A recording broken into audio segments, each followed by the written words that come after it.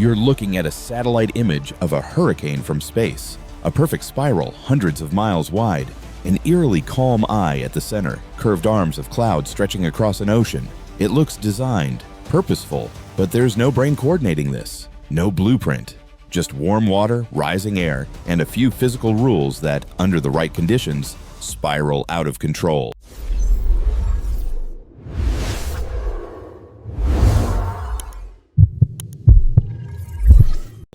A hurricane is a tropical cyclone, a rotating, low-pressure storm system that forms over warm tropical or subtropical waters.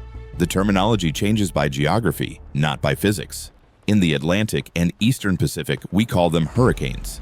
In the Northwest Pacific, they're typhoons. In the Indian Ocean and South Pacific basins, they're simply tropical cyclones. Same phenomenon, different name. The official definition hinges on wind speed. When sustained winds reach 39 miles per hour, a tropical disturbance becomes a tropical storm. At 74 miles per hour, it's officially a hurricane. The Saffir-Simpson scale categorizes hurricanes from Category 1 through Category 5, based purely on wind speed. Category 3 and above, with winds exceeding 111 miles per hour, are designated major hurricanes. A Category 5 storm has sustained winds of at least 157 miles per hour.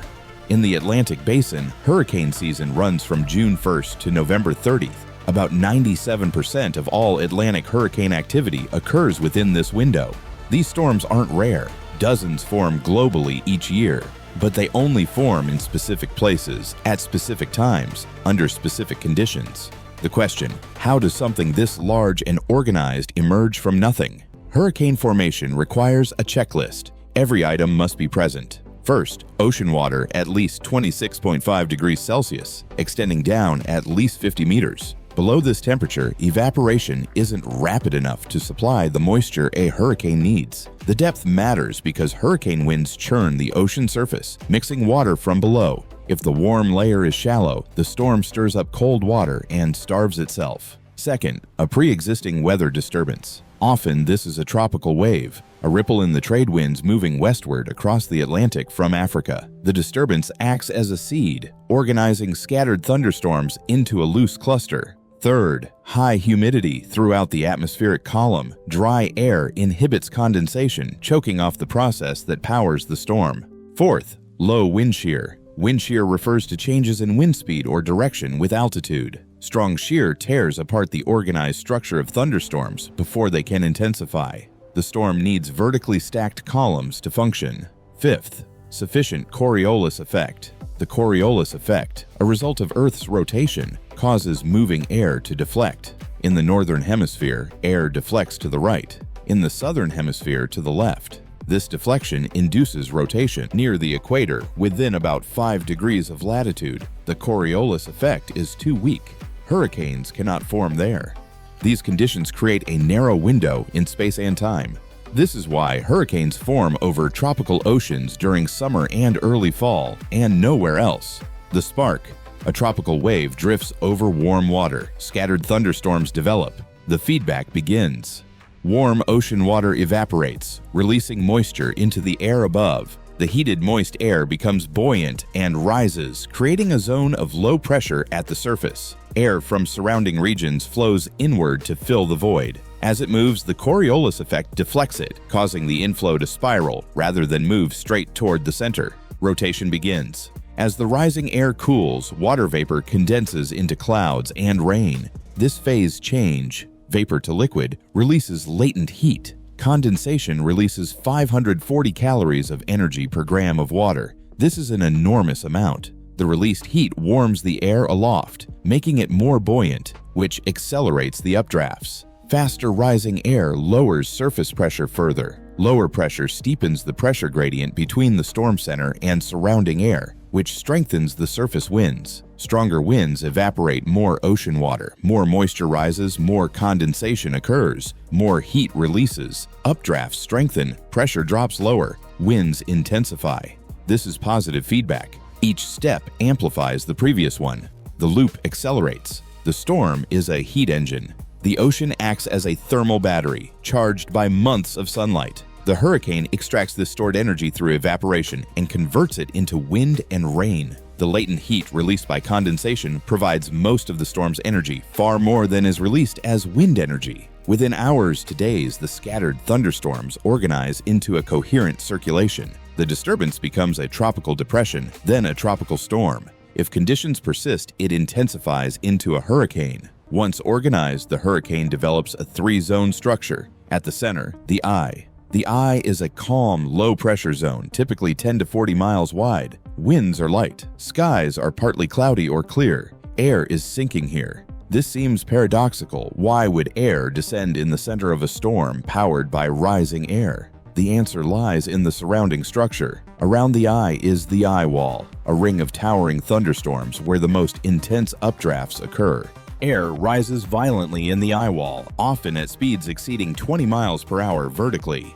This creates a compensating downdraft at the center. The descending air warms as it sinks, evaporating clouds. The eye exists because the eye wall is so intense. The eye wall is where the hurricane's strongest winds and heaviest rainfall occur. In a major hurricane, sustained winds in the eye wall can exceed 150 miles per hour.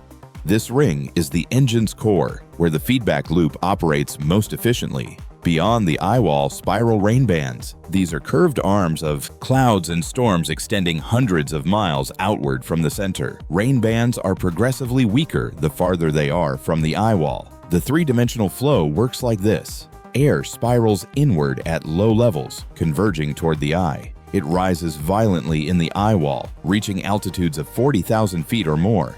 At high altitude, it flows outward, diverging away from the storm. This circulation is self-sustaining as long as the heat engine has fuel. The energy released by a single large hurricane is staggering. Every time water vapor condenses in the storm's updrafts, it releases heat. A large hurricane condenses billions of tons of water per day. The energy released by condensation in one active hurricane far exceeds the wind energy the storm produces. Most of the extracted heat drives updrafts and is eventually radiated to space. Only a small fraction, roughly 3%, converts to kinetic energy in the form of wind. But because the total energy flux is so vast, even 3% produces winds capable of catastrophic damage. The ocean isn't consumed by this process. It's a reservoir. Months of sunlight have warmed the surface layer. The hurricane taps it rapidly through evaporation. The depth of warm water is critical. Hurricane winds churn the ocean surface, mixing water from below. If the warm layer extends 50 meters or more, the storm can sustain itself. If the layer is shallow, the storm mixes up cold water from beneath, cutting off its own fuel supply. The feedback loop breaks, and the storm weakens. Hurricanes weaken when the heat engine is cut off or disrupted. The first death mode, fuel starvation. When a storm moves over land or colder water, it loses access to warm, moist air. Evaporation ceases. Without new moisture, condensation slows. Heat release drops. Updrafts weaken. Pressure rises. Winds diminish. Organization collapses. Most hurricanes weaken to tropical storms within 12 to 24 hours of landfall and dissipate entirely within days. The second death mode, structural dismemberment. Strong vertical wind shear, large changes in wind speed or direction with altitude can tear apart the organized thunderstorm columns. The eye wall tilts, the circulation becomes asymmetric, the efficient vertical heat transfer breaks down, the feedback loop is disrupted, and the storm decays. Hurricanes typically last days to a couple of weeks. The longest-lasting tropical cyclone on record was Hurricane John in 1994, which persisted for 31 days by remaining over warm Pacific waters. When a hurricane makes landfall, three mechanisms cause damage. First, storm surge. The storm's circulation pushes ocean water ahead of the system and to the right of its path in the northern hemisphere. This raises sea level well above normal. In a major hurricane, storm surge can exceed 20 to 30 feet. During Hurricane Katrina in 2005, storm surge reached 25 to 28 feet along the Mississippi coast. Low-lying areas flood catastrophically. Approximately 80% of New Orleans flooded. The storm caused more than 1,800 deaths and roughly $200 billion in damage when adjusted to 2024 dollars, making it the costliest hurricane in U.S. history. Second, inland flooding. As the storm moves inland and weakens, it continues to produce torrential rainfall, often 10 to 20 inches or more. Rivers overflow, drainage systems fail, and flooding extends far from the coast. Third, Wind destruction. Sustained winds of 100 to 180 miles per hour destroy structures, uproot trees, and turn debris into projectiles. Power grids fail. Infrastructure collapses. Other recent examples? Hurricane Irma in 2017 reached Category 5 intensity with sustained winds of 185 miles per hour, devastating parts of the Caribbean and Florida. Hurricane Dorian in 2019, also a Category 5 storm with 185 miles per hour winds, stalled over the Bahamas for approximately 40 hours, causing catastrophic flooding and damage. It was the most intense tropical cyclone on record to impact the Bahamas. These are not abstractions. The mechanics produce real consequences. The hurricane exists within constraints. It requires a narrow parameter space, warm deep water, low wind shear, sufficient Coriolis effect, high humidity, remove any ingredient, and the system cannot form or sustain itself. As the climate warms, ocean temperatures rise. The thermal battery charges higher. Warmer water enables more evaporation. Warmer air holds more moisture. This shifts the intensity distribution of hurricanes. Climate research indicates that the total annual count of tropical cyclones may remain roughly constant or even decrease slightly, but a larger share of the storms that do form will be intense. More storms will reach Category 3, 4, or 5 status. More will undergo rapid intensification, explosive strengthening over the course of hours, not days. Hurricanes will produce heavier rainfall. Warmer air can hold more water vapor, which means more moisture available for condensation and more intense precipitation. Storm surge impact will worsen. Rising baseline sea levels mean that the same storm now pushes water farther inland than it would have decades ago. Modern satellites continuously monitor storm formation, tracking clouds, winds, and structure. Forecast models have improved. Researchers are developing machine learning tools to detect early formation and predict storm paths, complementing traditional physics-based models. These advances provide earlier and more accurate warnings, but the physics doesn't yield to warnings. The feedback loop runs, the spiral forms, the engine extracts its energy. Hurricanes are thermodynamic inevitabilities. As long as tropical oceans absorb sunlight and the Earth rotates, the conditions will recur. The machine will run, and sometimes it will cross paths with us. If you're still here, thank you for being part of this journey. Subscribe to stay tuned for what's next.